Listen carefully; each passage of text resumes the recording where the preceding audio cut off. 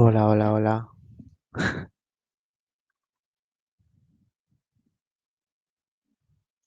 ¿Empiezo ya? Muy bien, pues hola, muy buenas a todos.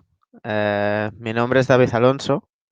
Soy más conocido como Lozark dentro del mundo de los esports, ¿vale? Actual Head of Gaming de Vodafone Giants. Y bueno, pues vamos a empezar hoy un webinar, ¿vale? Que lo quiero enfocar pues como una pequeña, digamos, introducción a los esports para que pues todas las personas que quizá no estéis tan familiarizadas con los esports o que no conocéis del todo este mundillo, pues bueno, para que os sea más accesible, para que veáis lo cercano que es a cualquier otro sector profesional, ¿vale? Incluso todas esas similitudes que tiene con los deportes tradicionales, con la gestión pues de equipos de fútbol, por ejemplo, equipos de otros deportes, etcétera, etcétera. Em, entonces, bueno, yo por mí podemos empezar directamente con la presentación, con la primera diapositiva ya. Mm, no lo he comentado, pero vamos a dedicar la hora, pues de la hora que tenemos, 30 minutillos a la presentación. Intentaré ir lo más rápido posible, ¿vale? Porque al final son temas de los que me podría extender hablando todo lo que quisiera. Y después de esos 30 minutos vamos a hacer pues una ronda de preguntas, ¿vale? En la que quiero daros pues mi punto de vista, que al final creo que es lo más valioso dentro de este tipo de webinars, ¿vale? Porque muchas veces cuando tenemos este tipo de clases, mucha gente ve mi posición como una posición pues pionera, no una posición de una persona que ya ha encontrado, digamos, el éxito dentro de los esports, ¿no? Y muchas de las dudas en muchos casos suelen ser más enfocadas desde el punto de vista de una persona que acaba de entrar. Yo voy a intentar enfocar la charla de esa forma, intentando dar los dos puntos de vista, pero bueno, si tenéis cualquier duda, pues evidentemente me la preguntáis, ¿vale? Ya avisaré yo cuando tenéis que ir dejándonos las preguntillas por el chat y contestaremos todas las preguntas que podamos en los últimos 30 minutos, ¿vale?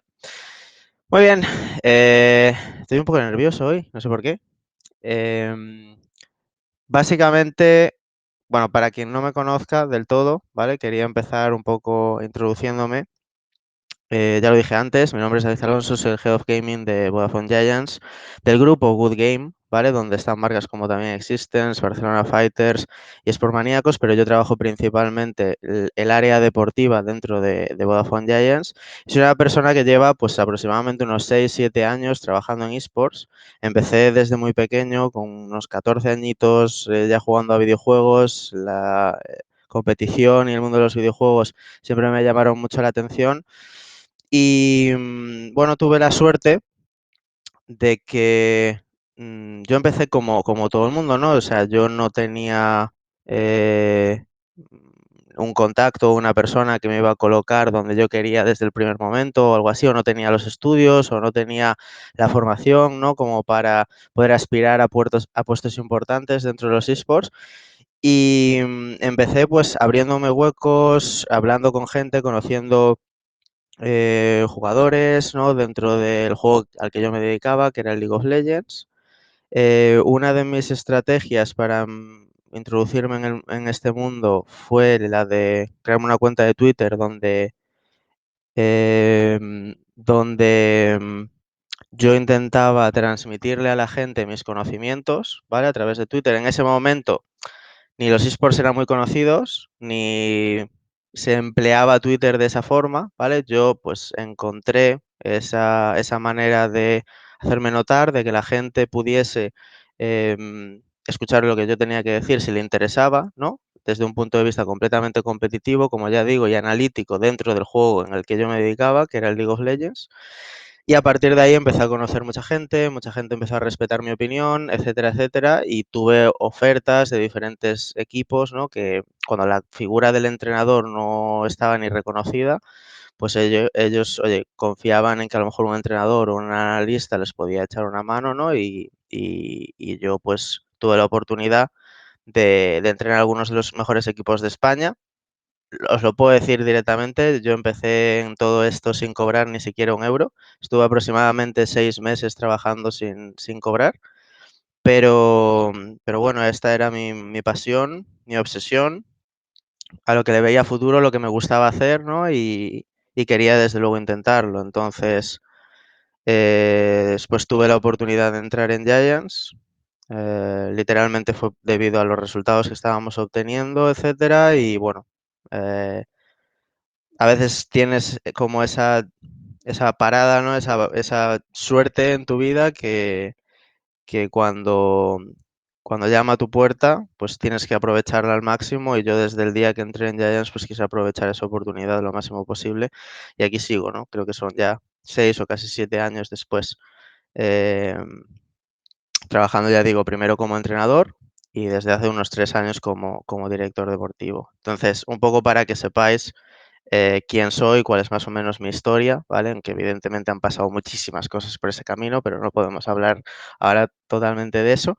Pero por eso mismo, pues, como soy el responsable del área deportiva, quiero hablaros de cómo es gestionar desde dentro un equipo de esports, cómo es gestionar en el día a día diferentes secciones, diferentes equipos, en qué nos centramos, qué es lo importante, y también voy a intentar daros el punto de vista desde, si yo no estuviese en mi posición, si yo fuese una persona ahora mismo, digamos, que no tiene, que no trabaja para una organización o que está entrando en este mundillo, cómo lo haría y en qué me centraría, ¿vale?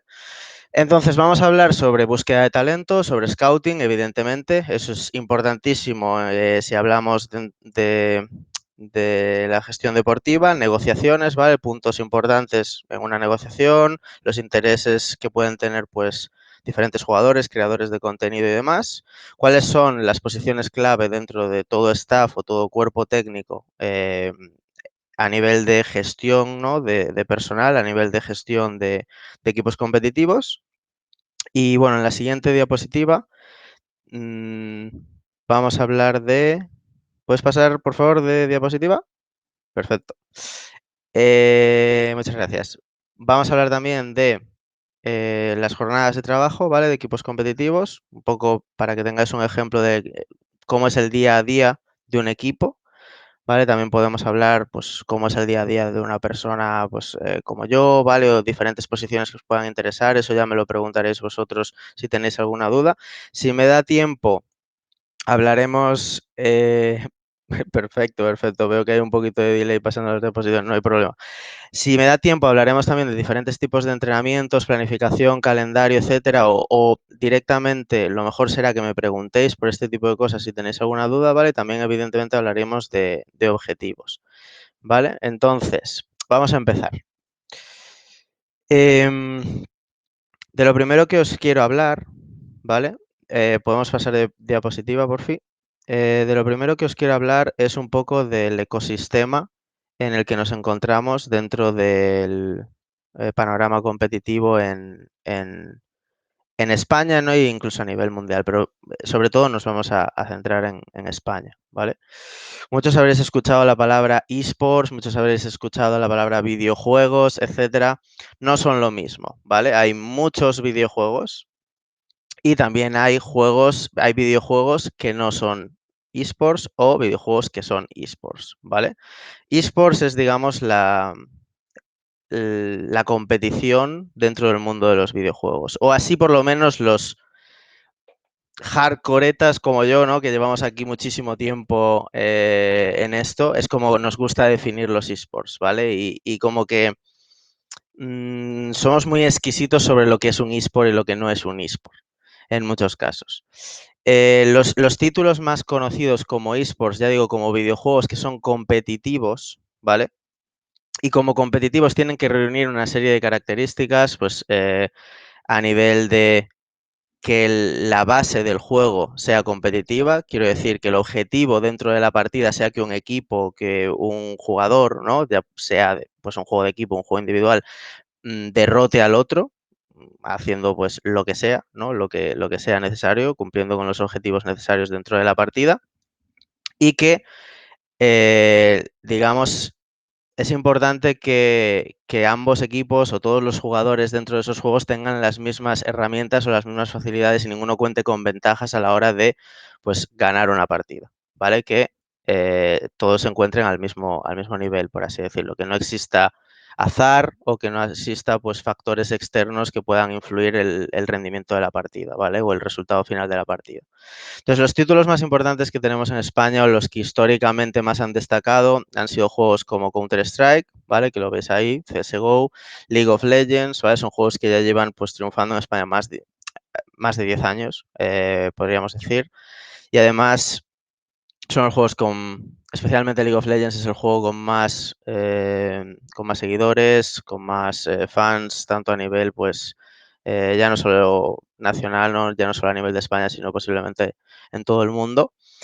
Son juegos completamente diferentes, por ejemplo, pero bueno, hay diferentes audiencias, ¿no? Y a una audiencia le puede gustar un juego, a otra audiencia le puede gustar otro. El League of Legends es un juego llamado MOBA.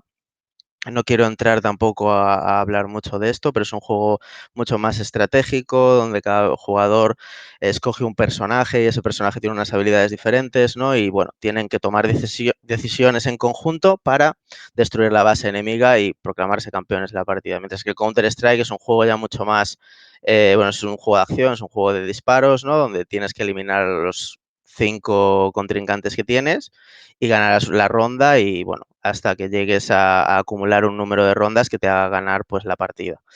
¿Vale? Otros juegos muy conocidos son pues Valorant, Rainbow Six, el FIFA, que todo el mundo lo conoce seguramente, Rocket League, que es un juego pues de 3 contra 3, que no es lo común, la mayor parte de los juegos son 5 contra 5 o juegos individuales, Rocket League es 3 contra 3, Teamfight Tactics, que es el TFT, o bueno, también destaco arriba el League of Legends Wild Rift, ¿vale? Que es la versión de League of Legends en el móvil. ¿Qué os quería decir sobre todo sobre esto? O, por ejemplo, ¿por qué no he incluido en esta diapositiva el Fortnite? Un título que seguramente todos los que estéis por aquí conocéis o alguna vez habéis escuchado hablar de él. Porque el Fortnite, aunque es un juego evidentemente que tiene un carácter competitivo, porque todo lo podemos hacer competitivo, me refiero, yo puedo hacer ejercicio en el gimnasio, ¿vale? Para cuidar mi salud y demás, pero a la vez, si las flexiones que normalmente hago en el gimnasio para cuidar mi salud las hago con otra persona al lado y uno contra el otro competimos a ver quién hace más flexiones, pues eso se vuelve una competición, ¿no? Entonces el Fortnite es algo similar, aunque este ejemplo pues acaba de ser completamente aleatorio y se me acaba de ocurrir, pero el Fortnite es un juego donde cada partida es diferente, hay 100 personas dentro de un mapa, ¿vale? Y cada persona sale en un sitio diferente de una manera aleatoria en cada partida, entonces ninguna partida es igual, existe azar por ese motivo, ¿vale? Porque dependiendo de dónde caes en el mapa vas a tener pues unos recursos u otros, etcétera, etcétera. Entonces, digamos que es un juego que aunque se puede volver competitivo porque el objetivo final es ganar la partida, ser el que sobrevive dentro de esos 100 jugadores, ¿no? Existen también factores como el azar, ¿no? De que si te caen, por muy buen jugador que seas, si por un motivo de azar, donde tú justo caes en el mapa o donde decides caer en el mapa, caen 10 personas más, lo más posible es que si esas 10 personas van a por ti, acaben contigo por muy bueno que seas, ¿no? Entonces, al final es un juego que aunque tiene un factor competitivo, eh, a corto plazo no va a ganar el mejor, ¿vale? A largo plazo sí que un jugador, pues oye, si juega 300 partidas y es el mejor, pues posiblemente saque el mejor resultado, ¿no? Saque mejor resultado en 300 partidas que los demás, pero a corto plazo lo más probable es que no, ¿no? Entonces es un juego que, bueno, además está más centrado en la creación de contenido y demás, entonces bueno, ya digo, hay que ver, ¿no? Pero de todos modos es un título importante, es un título que forma parte de todo el ecosistema también de videojuegos que tenemos a nivel pues competitivo, a nivel de Twitch, ¿no? A nivel de plataformas de streaming, etcétera. Es un juego que tiene muchos números, es un juego también que tiene mucha audiencia, muchos seguidores en España y son títulos que también tenemos que tener en cuenta como clubs, ¿no? Pero bueno, quería contaros esto para que veáis también las diferencias que existen, ¿no? Y un poco cómo puedo yo, una persona que se centra puramente en el rendimiento, trabajar con un equipo de esports, ¿no? O cómo no podría hacerlo por otra parte, en juegos donde el azar tiene una importancia relevante, ¿no? Y no podríamos quizá obtener los mismos resultados, ¿no? Por diferentes motivos, ¿no? Como pueden ser juegos, pues por ejemplo, el Fortnite. Em, Dicho esto, de todos estos títulos que veis aquí, ¿vale? En la pantalla, algunos, como ya os he dicho antes, tienen muchísima historia, llevan aproximadamente 10 años pues, de trayectoria, ¿no? Con diferentes clubes en España posicionándose en diferentes de ellos, por trayectoria, por un poco haber contado en sus filas con algunos de los jugadores más emblemáticos a lo largo de los años en diferentes títulos, ¿no? Como puede ser, por ejemplo, Flipping en el Counter-Strike para Existence, ¿no? Como puede ser, por ejemplo, en League of Legends de Antonio, etcétera, para Vodafone Giants, cosas así. Mientras que hay otros juegos que son completamente nuevos, como puede ser Valorant, donde ahora mismo nadie tiene una posición relevante. Lógicamente, si un club tiene muchos recursos, va a tener más facilidades para tener mejor posicionamiento, pero sí que es verdad que si yo, por ejemplo, estuviese en la posición de montar un nuevo proyecto, montar un nuevo club de esports, tener que decidir en qué juego, por qué juego voy a apostar, todo esto también depende luego de qué tipo de inversor seas, los recursos con los que cuentes y demás, ¿no? Pero posiblemente yo intentaría adentrarme en el mundo del Valorant porque a día de hoy nada está escrito, ¿no? Es un juego que ha salido literalmente hace un año, aproximadamente, o incluso menos de un año, o sea, menos de un año, diría. Es un juego que tiene poca trayectoria, donde nadie sabe qué es lo que de verdad funciona, cómo formar un equipo que de verdad tenga éxito, cuál es el tipo de contenido que tienes que producir para que la audiencia se fije en tu club, ¿no? Entonces, oh, es un juego donde todavía hay mucho que escarbar, mucho que explotar y donde alguien motivado con buenas ideas, ¿no? Puede desde luego destacar de una manera mucho más sencilla que si pretendes destacar en un juego como el League of Legends, donde, pues, ya digo, hay mucha trayectoria, muchos clubs llevan trabajando ese juego y invirtiendo en él durante muchos años. Prácticamente todo está ya eh, ideado, ¿no? O creado. Lo mismo pasa también con FIFA, otro juego que, bueno, es uno contra uno. Hay muchos clubes también muy bien posicionados, etcétera, etcétera. Entonces, esto es un poco, simplemente, pues ya os digo, para comentaros algunos de los juegos más conocidos. Estos son los títulos que de verdad podemos considerar como esports competitivos, ¿vale? Hay muchos más, pero ya serían juegos pues de menor calibre, por así decirlo. Y bueno, vamos a seguir con la parte. Ahora que conocéis los juegos, pues vamos a hablar un poco de en qué nos fijamos nosotros, ¿vale? Las personas que están en mi posición, que gestionamos equipos, que gestionamos jugadores, en qué nos fijamos para buscar talento y desarrollarlo dentro de estos títulos competitivos, ¿vale? Yo siempre digo que hay una parte que es accesible para todo el mundo, que es la búsqueda del talento, ¿vale? Dentro de los esports tenemos la suerte de que no es como en el fútbol, por ejemplo, que tendríamos posiblemente que desplazarnos a Brasil si queremos ver a un jugador brasileño y tendríamos que ir a verle al campo, salvo que alguien nos lo grabe o algo por el estilo, ¿no? O si queremos, pues, tener una conversación con él o queríamos tener una conversación con él hace años, hace muchos años, ¿no? Cuando no existía internet, pues tendríamos que desplazarnos y demás. Aquí en esports tenemos la suerte de que si queremos conocer, ver o lo que haga falta o incluso entrenar contra un jugador concreto, ¿no? O un equipo concreto de otro país, lo podemos hacer por internet sin ningún problema. Entonces eso nos abre una facilidad increíble a la hora de buscar talento, ¿vale? De reconocer ese talento, de conocer ese talento, etcétera, etcétera, etcétera. Para que os hagáis una idea, todos los equipos competitivos entrenan en el día a día contra otros equipos competitivos, ¿vale? Esa es la rutina diaria. No es como, por ejemplo, en el deporte tradicional donde un equipo de fútbol compuesto por 22 jugadores, a lo mejor juega un partidillo 11 contra 11 entre ellos, ¿no? En esports las plantillas pues son reducidas. Si los equipos competitivos son de 5 jugadores, tu plantilla va a ser de 5 jugadores y vas a competir contra otros 5 jugadores, ¿no? Contra otro equipo competitivo, pues a lo mejor de otra liga, de tu misma liga o lo que sea, pero posiblemente pues que está en otro país o cualquier cosa. Em, Hablando sobre el scouting, sobre la búsqueda de talento, ¿vale? Hay ciertos factores que quiero destacar que son accesibles literalmente a todo el mundo y que sirven ya no solamente para, en muchos casos, fijarnos en jugadores competitivos, ¿vale? Sino también para fijarnos en a lo mejor creadores de contenido. Yo sé que mucha gente que se está intentando abrir un hueco dentro de los esports o que quiere trabajar en esports, em, quiere hacerlo a través de pues, agencias de representación, por ejemplo, clubs de esports, ¿no? Donde al final tienes de una manera u otra trato con talento y ese talento pues, puede ser bueno jugando o puede ser bueno haciendo streaming, por ejemplo, ¿no? O puede ser bueno creando contenido en diferentes plataformas. Depende de las habilidades de cada uno.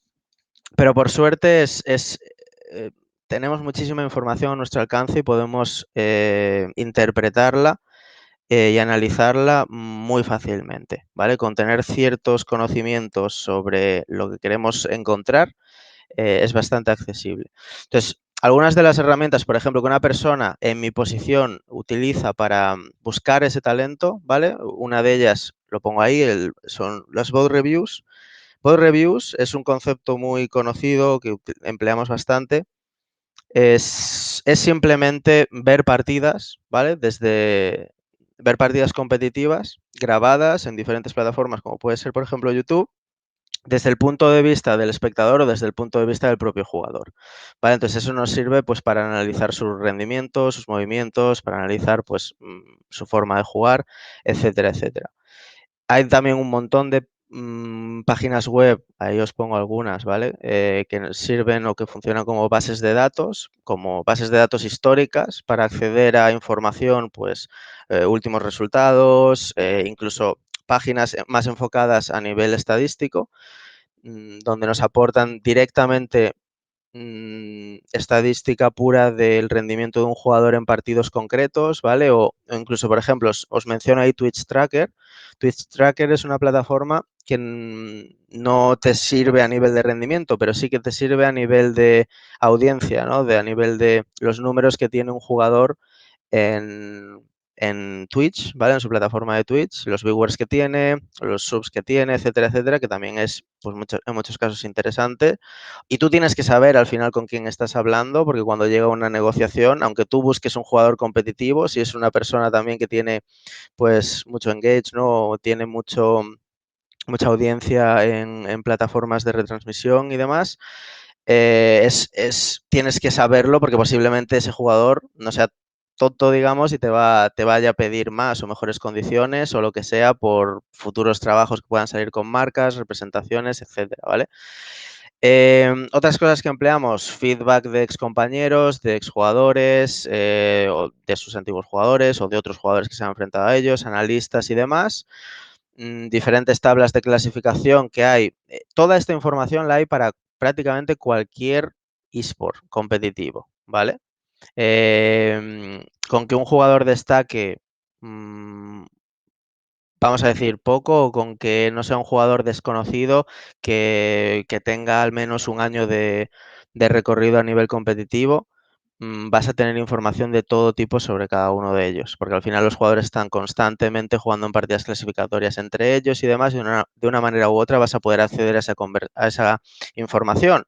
Si necesitas feedback, puedes hablar con quien sea por Twitter o por Discord o por donde quieras. Hay formas, el que lo busca lo va a encontrar, ¿vale? Si tienes un nombre y quieres buscar información sobre ese jugador, es bastante fácil poder acceder a él, ¿vale?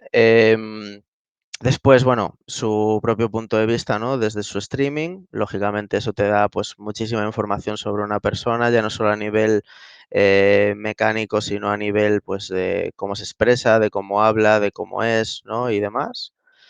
Y bueno, también menciono ahí tier list y demás, opiniones, ¿no? Que puedas encontrar por redes sociales, etcétera, pero eso ya es un poco más vamos a decirlo, eh, subjetivo. Quien quiera fiarse de eso está bien, quien no, pues lo entiendo. Sobre el reconocimiento de talento, lo que quiero saber, lo que quiero decir con esto es, una cosa es buscar talento, saber que una persona tiene talento, ¿no? Si posiblemente has escuchado hablar de él, porque es un jugador, un creador de contenido que destaca dentro de una escena competitiva, es porque tiene algún tipo de talento, ¿vale? Pero tienes que saber cuál es el talento, qué es lo que aporta a un equipo, ¿no? Cuando compones un equipo no te vale con tener 5 personas que tienen talento, lo que vas a necesitar es 5 personas que puedan compenetrarse y puedan trabajar juntas, ¿no? Y eso va a depender, pues, de algunas de las cosas que menciono ahí, como puede ser, pues, sus habilidades, ¿no? Su carácter, su rendimiento. Si un jugador es a lo mejor muy bueno a nivel técnico, ¿vale? A nivel mecánico, con el ratón y con el teclado es una pasada como juega, pero después no toma buenas decisiones. Entonces, si tienes 5 jugadores que van a tomar malas decisiones, posiblemente ese equipo no funcione. O si no tienes una persona que tenga una competencia, pues como puede ser el liderazgo, ¿no? Al menos uno que sea capaz de alzar la voz, que sea capaz de dirigir al equipo, que sea capaz de coordinarlo. Ya digo, no hay una fórmula perfecta de cómo componer a un equipo, ¿no? O cómo juntar a 5 talentos y que funcionen, pero sí que lo que puedo asegurar es que no va a funcionar un equipo con 5 jugadores que solamente tengan una cualidad, ¿no? Y que su talento se resuma en esa única cualidad. Muy posiblemente no funcione. Entonces ya digo, bueno, hay cosas como su actitud, ¿no? Su gestión emocional, su mentalidad, valores, empatía, ética de trabajo, su comunicación, etcétera, etcétera. Todo esto suena como, pero vamos a ver, ¿cómo vas a poder tener toda esta información sobre alguien posiblemente en muy poco tiempo? Lógicamente esto es imposible. Yo os lo tengo que decir y es importante, ¿no? Que lo diga porque de verdad nos fijamos en estas cosas. Yo me intento fijar en estas cosas, intento al menos preguntar por este tipo de cosas a sus excompañeros, a gente que ha tenido experiencias, ¿no? Que ha competido con un jugador que puede ser interesante para nosotros o con un creador de contenido, pero sí es cierto que al final o bien no vas a tener el suficiente tiempo para hacer un análisis sobre un jugador de la manera que a ti te gustaría o de la manera que tú te puedas sentir seguro de la decisión que vas a tomar.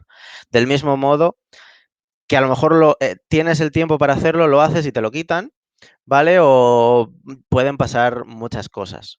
Entonces, o luego a lo mejor no cumple ni siquiera con lo que tú habías analizado, ¿no? Eso también te puede ocurrir. Al final, y yo esto me gusta decirlo muchas veces, yo tuve la oportunidad una vez de conocer a Monchi, el director deportivo del Sevilla Club de Fútbol, y le pregunté si sus decisiones, ¿vale? Porque él ha tenido muchísimo éxito fichando jugadores de fútbol, si sus decisiones habían sido basadas en análisis o si su decisión se había basado en intuición. Y me dijo que en el 70% de los casos había sido pura intuición, ¿vale? Y yo, que, oye, tampoco voy a decir he tenido muchísimo éxito, pero dentro de lo que cabe alguna vez, pues he tenido éxito, puedo decir que en cierto modo también, ¿no? Lógicamente estoy seguro de lo que puede funcionar más o menos de lo que no, de si me acerco más a algo que funciona o si me alejo de algo que pueda funcionar, pero al final la última decisión suele ser en la mayor parte de los casos intuición porque no te da tiempo a conocer a una persona en un mes, por mucho que puedas trabajar con ella, ¿no? Entonces, bueno, pero de todos modos, ya digo, todo esto que os cuento son factores muy importantes y que te van a ayudar muchísimo a acercarte y sobre todo a conocer a la persona que tienes delante, ¿no? Continuamos con la siguiente. Perfecto. Sobre negociaciones, y voy a intentar ir todavía más rápido porque veo que ya casi llevo media hora y todavía me queda. Sobre negociaciones, cuando ya sabemos en el juego en el que vamos a entrar, ¿no? Cuando sabemos el jugador o los talentos, ¿no? que queremos contratar para nuestro equipo, vendría la parte de la negociación. Y en la negociación hay diferentes cosas importantes a tener en cuenta, ¿no? Yo, por lo menos, desde mi caso, una cosa que me gusta explicar es cuál es el plan, cuál es el proyecto, ¿no? A cuánto tiempo vamos a dedicarle pues recursos o cuál es la estructura, los logros que queremos obtener, cómo lo queremos hacer, dar un poco una explicación, ¿no? Un plan deportivo de cuáles son nuestros objetivos finales y intentar asegurarnos estar en la misma página con la persona con la que estamos hablando, ¿no? Él tiene que de una manera u otra creer o confiar en lo que nosotros le estamos, por así decirlo, vendiendo. Hablar, lógicamente, también de la rutina de trabajo, del día a día, de cómo va a funcionar para evitar muchísimos problemas. Desde mi punto de vista, hablar todo este tipo de cosas de antemano con los trabajadores, con los jugadores con los que vamos a trabajar, nos ayuda muchísimo a corregir pequeños problemas que puedan surgir a largo plazo o cuando estamos trabajando con ellos, ¿no? El reglamento interno que menciono ahí, ¿vale? Va un poco vinculado a la filosofía del club. Es un poco, em, pero sí que es un documento escrito, ¿no? Que va anexo al contrato que firman los jugadores. Ese reglamento interno, pues habla, pues, oye, del código de vestimenta, del código de conducta y todo este tipo de cosas, o del trato que nos gusta dar a las marcas, o el trato de autoridad un poco que seguimos dentro de la organización, cuál es nuestra filosofía, ¿no? Nuestra forma de trabajar. Todo ese tipo de cosas viene bien que estén explicadas y viene bien que se sepan de antemano, ¿no? Antes de firmar un contrato, pues como ya digo, para que luego a la hora de trabajar sea todo muchísimo más sencillo. Y en cuanto a condiciones, es lo mismo que literalmente yo creo que en el fútbol, ¿no? No he contratado a un jugador de fútbol en mi vida, pero me puedo imaginar lo que les interesa y al final, pues ya os imagináis, ¿no? Remuneraciones económicas, obviamente, sueldos el sueldo anual o el sueldo mensual, o dependiendo de la duración que tenga el contrato, la duración del propio contrato, ¿no? Ya sea, pues, normalmente se firman contratos de un año dentro de los esports, normalmente suelen ser contratos sobre todo remunerados, hay contratos también que tienen pues simplemente un acuerdo de vinculación por cesión de derechos de imagen y demás, y hay acuerdos ahí de si llega una marca y está interesada en el jugador, el reparto que se hace, ¿no? El porcentaje que ingresa el jugador y el porcentaje que ingresa la organización, que en ese caso trabaja como agencia. Bueno, no me quiero enrollar por ahí, pero hay diferentes tipos de contrataciones, pero en general, pues contratos de trabajo normal, ¿vale? Bonus, evidentemente, por objetivos, cláusulas de rescisión como en el fútbol, pues para hacer factibles los traspasos, ¿no? Para hacerte con los servicios de otro jugador, pues abonar una cláusula. Reparto de premios, esto significa, por ejemplo, ganas una competición y el premio por ganar esa competición eran 50.000 euros, ¿no? Pues hay un reparto con el jugador a lo mejor se lleva el 50% y el club el otro 50%, por ejemplo, me lo estoy inventando. Y el acuerdo que hay para las activaciones con patrocinadores, ¿vale? Que eso es lo mismo. Si una marca está interesada en trabajar con un jugador, hay un acuerdo pactado con ese jugador o con ese creador en el cual, pues, él se lleva un porcentaje, un 80%, un 70%, y el club se lleva un 20%, un 30%, por ejemplo. Vale, seguimos.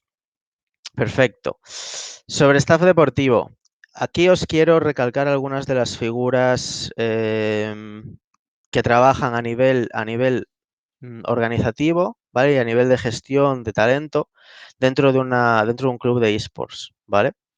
Esas posiciones son, pues, principalmente el manager general, ¿vale? Que sería la persona responsable de conectar los diferentes departamentos del club, ¿vale? El departamento audiovisual, el departamento de diseño, el departamento de comunicación, por ejemplo, y las tareas que ellos necesiten hacer con los equipos, ¿vale? Del mismo modo que si un jugador del equipo necesita pues un grafismo, un diseño o lo que sea, se lo pide al manager general y el manager general lo va a mover con el departamento, ¿no? Es básicamente el nexo de unión para las necesidades que se puedan tener por un lado o por el otro, toda la comunicación pase por una persona y sea mucho más fácil organizar el trabajo, ¿no? Además, porque evidentemente todas estas personas, tanto el manager general, recursos humanos, director deportivo, que vamos a tener trato con los jugadores, pues tenemos esas habilidades sociales, ¿no? Para poder tratar con ellos y empatizar con ellos, porque en muchos casos, pues, no voy a decir son unos bestias, pero muchos jugadores no tienen a lo mejor las habilidades sociales, no han trabajado previamente en un ambiente profesional, ¿no? Entonces, pues te tratan como un colega o te hablan de una forma a lo mejor que no es la más apropiada o lo que sea, o hacen bromas, ¿no? Entonces, bueno, siempre está bien tener a alguien por ahí que sea quien media, ¿no? Y quien es capaz de lidiar con ambos lados y de organizar y de repartir el trabajo. Entonces, ese sería el manager general, ¿vale? Además se encarga, pues como pongo ahí, de supervisar todo lo relacionado con activaciones con patrocinios, etcétera. El director deportivo es el responsable dentro del área deportiva, se encarga sobre todo de negociaciones, de contratos, supervisión de los resultados deportivos, de los entrenamientos deportivos, etcétera, y de pues, tomar decisiones a nivel deportivo, ¿vale? Y recursos humanos, pues sería el responsable de contratar a los jugadores, ¿vale? De asegurarse de, oye, de gestionar todo el control de altas y bajas dentro de la empresa, controles de presencia y demás, que ya os podéis imaginar, pues como cada uno está en su casa, ¿no? De una manera u otra tenemos también que controlar la presencia de un trabajador porque tenemos que justificarla. Y bueno, todo el tema de control de derechos de imagen, premios y demás, ¿no? Los repartos de los que os hablaba anteriormente, pues el responsable de recursos humanos suele ponerse en comunicación con el departamento financiero para ejecutar todo este tipo de repartos, etcétera, etcétera, etcétera. ¿Vale? Son algunos de los cargos, hay otros también, como puede ser el psicólogo deportivo, etcétera, etcétera, pero también forma parte por ejemplo, de lo que estamos viendo ahora, ¿vale? Del cuerpo técnico de los equipos, que ya serían las personas que están ahí para el equipo, para los jugadores en el día a día, ¿no? Son cargos mucho más técnicos, en el sentido de que tienen que conocer de una manera u otra ya no solamente el juego, sino el lenguaje con el que van a tratar diariamente con los jugadores. Quiero decir, no puedes poner un entrenador de tenis, por mucho que sepa de tenis, a entrenar un equipo de League of Legends, ¿no? Sí es cierto que a lo mejor un entrenador de tenis, por las habilidades que tiene, por la manera que tiene de expresarse, por la experiencia que tiene a nivel de desarrollo de jugadores, ¿no? Si lleva muchos años y ha sido muy bueno, muy posible que pueda tener impacto igualmente en un equipo, aunque no conozca ese juego, ¿vale? Por cómo gestiona el grupo, por cómo es capaz de liderar las conversaciones dentro del grupo o conversaciones individuales, fijar objetivos, motivar a la gente, etcétera, etcétera. Pero bueno, por lo general los entrenadores son aspectos algo más técnicos, ¿no? Tienen conocimientos dentro del juego en cuestión y se encargan pues de ya no solo de liderar el proyecto en muchos casos, ¿no? De tomar decisiones estratégicas, etcétera, sino pues de optimizar el rendimiento del jugador, de, digamos, exprimirlo, ¿no? De sacarle lo mejor a cada uno. Después tenemos, por ejemplo, la figura del manager. Os puede confundir un poco con la figura del manager general, porque me diréis, vale, pero ¿por qué tienen un manager si había un manager general, ¿no? Que también es como el nexo de unión y demás? Bueno, porque hay veces que hay equipos que tienen que viajar, hay veces que hay equipos que en el día a día, pues, o hay estructuras, clubs donde tienes muchos equipos, ¿no? Y donde solo un manager general no da abasto con todos. Si tienen que viajar, no puede viajar con ellos, o incluso porque el equipo vive en una casa, como son muchos casos, ¿no? Y al vivir en esa casa, tienes que tener a una persona responsable que esté diariamente detrás de los jugadores, ¿no? Y un poco vea que todo va bien y que no hay ningún problema. Entonces ese sería el manager, ¿vale? Que es una posición muy, muy, muy, muy también conocida, muy común. Y por último, pues ya hablaríamos de diferentes tipos de analistas, psicólogos deportivos, etcétera, ¿vale? Analista, como se suele conocer en este caso, puede ser un Big Data Analyst, ¿vale? Gente profesionales que recopilan muchísima información y que luego la presentan al entrenador, ¿no? Y son capaces de encontrar, pues, diferentes rutinas, diferentes estadísticas que de una manera u otra podemos explotar para obtener una ventaja, ¿no? Por ejemplo. Vale, seguimos. Bien, aquí os quería poner un ejemplo, ¿vale? De una bootcamp. Esto es, bueno, un diseño bastante feo, bastante antiguo, pero me servía para la presentación. De una bootcamp es básicamente un periodo reducido de tiempo, ¿vale? En el que intentamos entrenar a la máxima intensidad posible, ¿vale? Muchas veces, en muchos casos se hace de manera presencial, ¿vale? Y en este caso, pues es uno de ellos, ¿no? Un equipo que teníamos online, por ejemplo, se venían para aquí, para Málaga, donde estamos nosotros, y iban a hacer una bootcamp de, pues eso, de unos 5 días aproximadamente de entrenamiento, ¿no? Puro y duro. Iban a estar 6 aquí. Bueno, el día 1 realmente llegan, como podéis ver en la pantalla, y el día 8 se iban, ¿vale? Y días de entrenamiento, pues tenían el día 2, el 3, el 4, el 5 y el 6. Esa es la rutina que llevaban estando aquí. Esto no significa, ahora lo voy a comentar, esto no significa que todos los equipos tengan esta misma rutina, ¿vale? Ahora hablaré un poco de eso, pero en una bootcamp más o menos, cuando queremos exprimir al máximo nuestro rendimiento, sí que podemos entrenar durante esta cantidad de horas y ponerle esta cantidad de horas al día al entrenamiento de equipo porque al final los entrenamientos que realizamos no son físicos en muchos casos, o sea, jugar a un videojuego al final o competir en un videojuego, sobre todo es un desgaste mental por encima de físico, ¿no? Entonces, aunque estés muy cansado mentalmente, puedes trabajar o puedes enfocarte más horas de las que podrías a lo mejor si fuese un esfuerzo físico, ¿no? Un jugador de fútbol puede entrenar una hora prácticamente, bueno, una hora no, realmente puede entrenar 2 horas, 3 horas fácilmente, pero después está exhausto y no puede continuar, ¿no? Mientras que un jugador de esports, por poder, podría jugar todo el día. Otra cosa es que eso sea óptimo o a nivel de rendimiento, a nivel de enfoque, eh, sea eficiente, pero evidentemente puedes jugar durante todo el día a un videojuego, ¿no? Entonces, bueno, como podéis ver, más o menos el rango para despertarse estaba entre las 8:30, 9:30, más o menos se cumple, ya digo, si alguno podía no desayunar, pues no desayunaba, pero bueno, esa era la hora para empezar. Todos los días intentábamos hacer una actividad, ¿vale?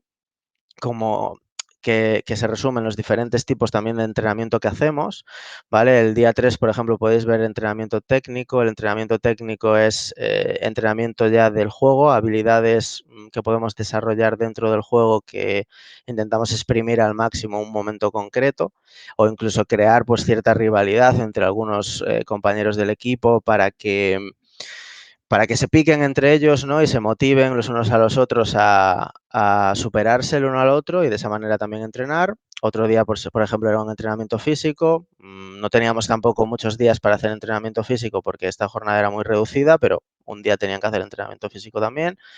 El entrenamiento psicológico, en general, es charlas dinámicas que hace el psicólogo con ellos, ¿vale? Entrenamiento analítico, lo mismo, pero con el analista, ¿vale?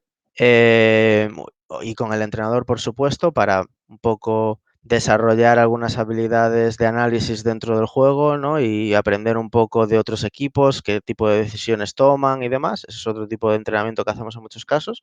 Bueno, no lo he comentado, pero el entrenamiento físico lo enfocamos principalmente a la espalda, ¿vale? Porque al final los jugadores tienen una vida muy sedentaria, pasan muchas horas sentados, ¿no? Y sobre todo, pues trabajar lo que son articulaciones, espalda, el core, ¿no? El lumbar, etcétera, es muy importante. Después, lo podéis ver ahí, prácticamente todos los días se repite.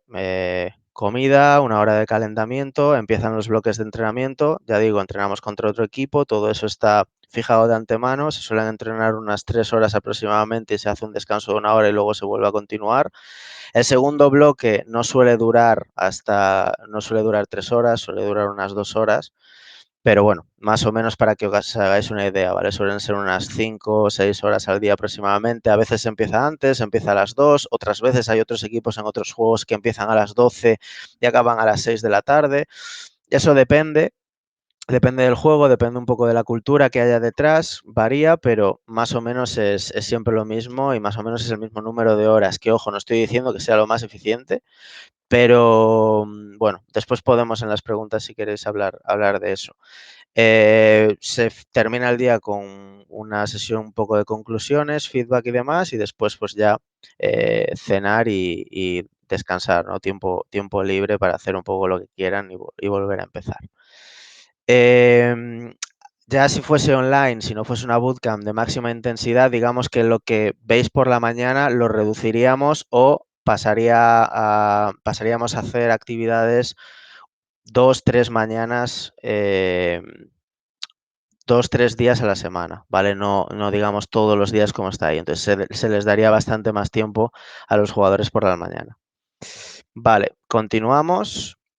Ya prácticamente estamos terminando. Bien, otro tema importante del que quería hablar es de la gestión de crisis, ¿vale?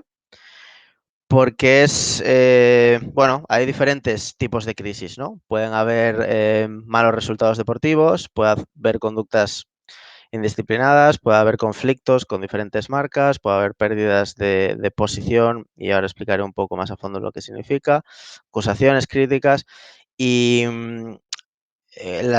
al final desde la organización es prácticamente imposible que no te encuentres con alguna pequeña crisis, con algún tipo de problema en algún momento. Y vas a tener que saber gestionarlo, ¿no? Desde mi posición, estos son el tipo de crisis que me puedo encontrar, ¿vale?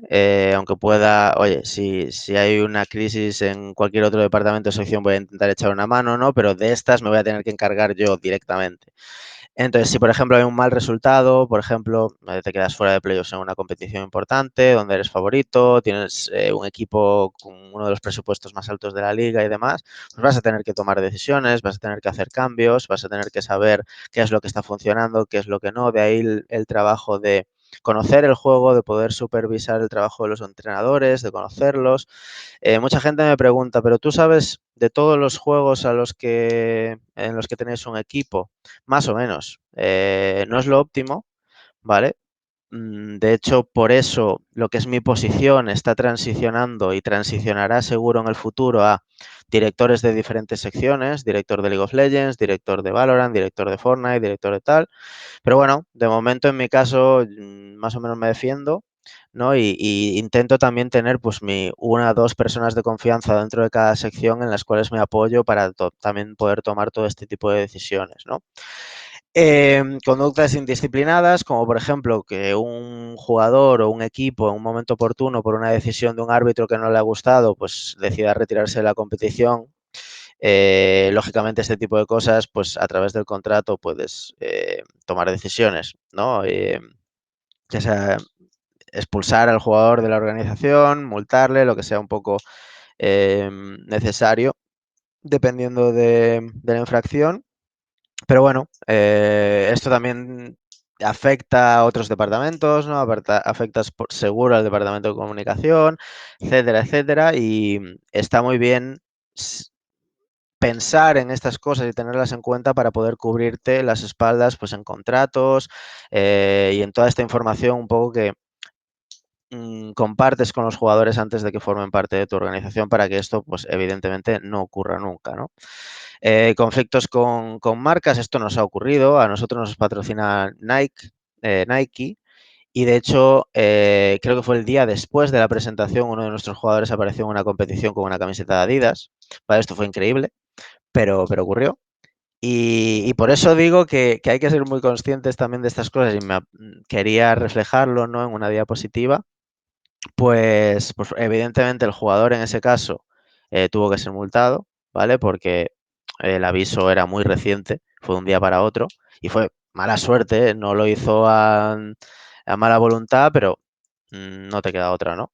Lógicamente es una falta muy grave, etcétera, etcétera. Pérdida de posición, pues por ejemplo, tú eres uno de los mejores equipos de League of Legends en España y llega un club que puede descapitalizarte y ficha todo tu equipo, ¿no? Por porque puede pagar las cláusulas de rescisión de todo ello, de todos ellos, ofrecerles mejores condiciones, etcétera. Entonces te toca reinventarte de una manera u otra y tienes que estar muy atento, muy rápido y ser muy listo para ver cómo solucionar esa posición. Si a alguno le interesa, podemos hablar de eso después. ¿Vale? Bueno, el poaching, no sé si conocéis ese concepto, pero es básicamente, hay un acuerdo como de caballeros entre clubes para que no se hablen, para si un jugador está firmado con un club, no puedas hablar con él directamente si formas parte de otra organización. Digamos que tienes que hablar con sus superiores, ¿no? Con la directiva de ese club y que te den permiso para hablar con el jugador si de una manera u otra quieres negociar con él o quieres hacerte con sus servicios. Y el poaching sería pues hablar directamente con el jugador sin pasar por nadie y este tipo de cosas, ¿vale? Y ese tipo de acuerdos, pues, bueno, se rompen bastante a menudo. Y bueno, por último, como Crisis mencionaba, pues acusaciones, críticas, ¿no? Que se puedan ver en redes sociales y demás. Con todo esto de la cultura de cancelar a la gente, etcétera, bueno, a veces estás, de hecho, creo que, no sé si lo conocéis, pero pasó hace unos cuantos días un jugador competitivo de un club de Sentinel, se llama, un club americano. eh, bueno, su exnovia, su expareja lo acusó de abusos sexuales o una cosa así. Y evidentemente, pues Riot Games suspendió al jugador, abrió una investigación y el jugador no pudo competir, no puede competir todavía hasta que se finalice esa investigación, ¿no? O sea, no abrieron tampoco la investigación por nada, sino porque la chica, digamos que publicó pruebas, ¿vale?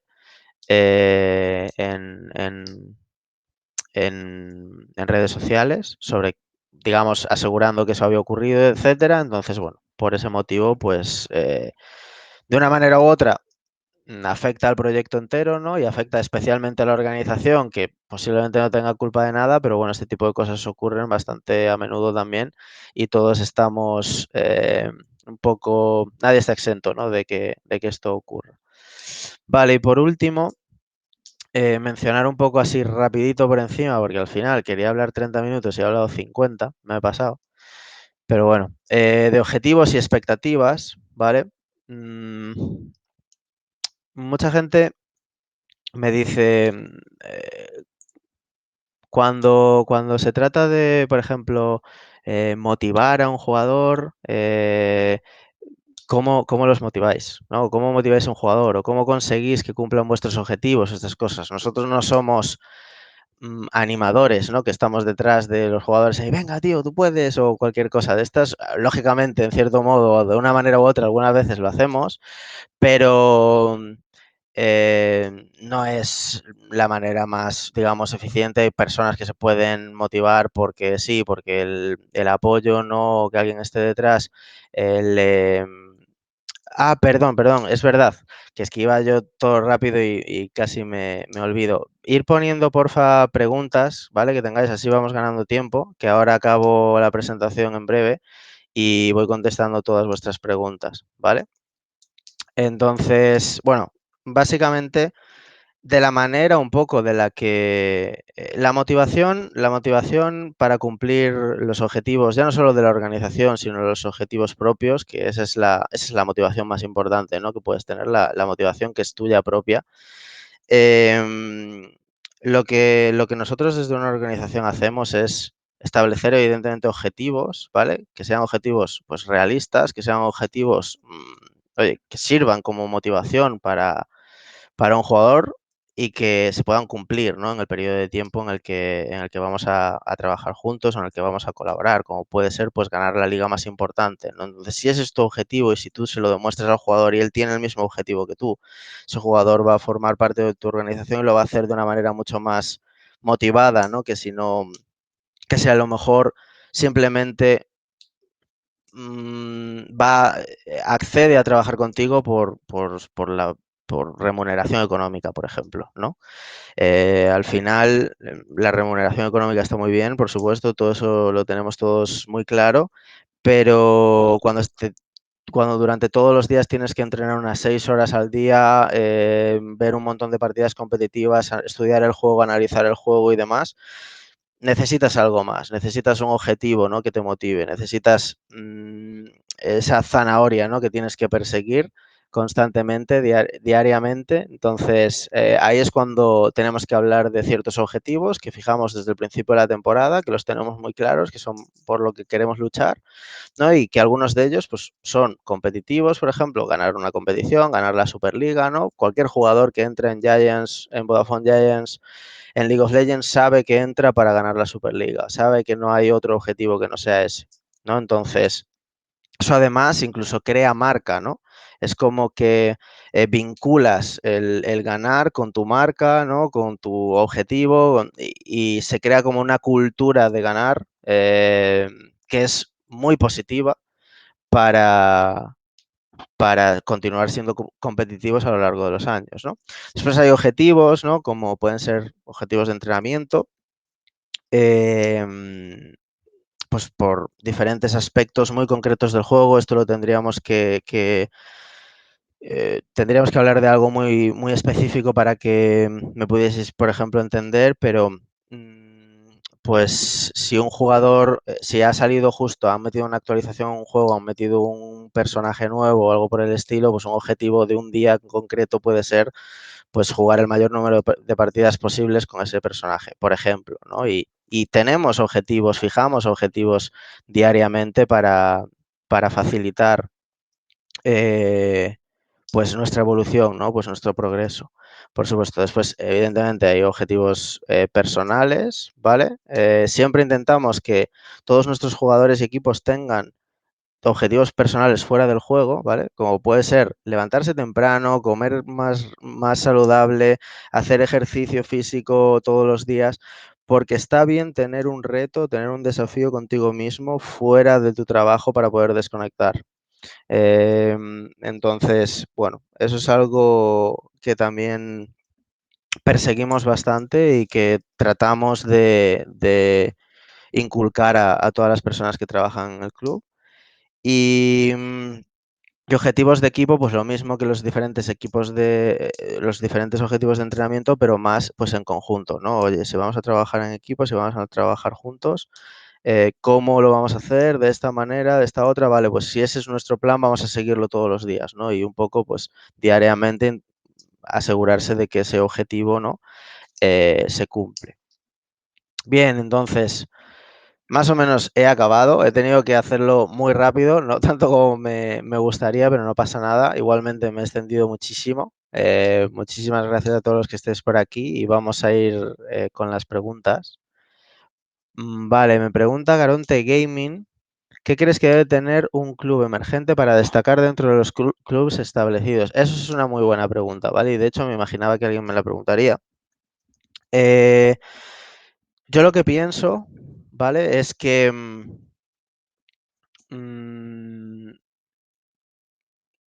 lo más importante, primero de todo, es, lógicamente, ¿no? Que tú tengas claro qué es lo que quieres hacer, cómo lo quieres hacer, tu plan, ¿no? Tu identidad, tu marca, etcétera.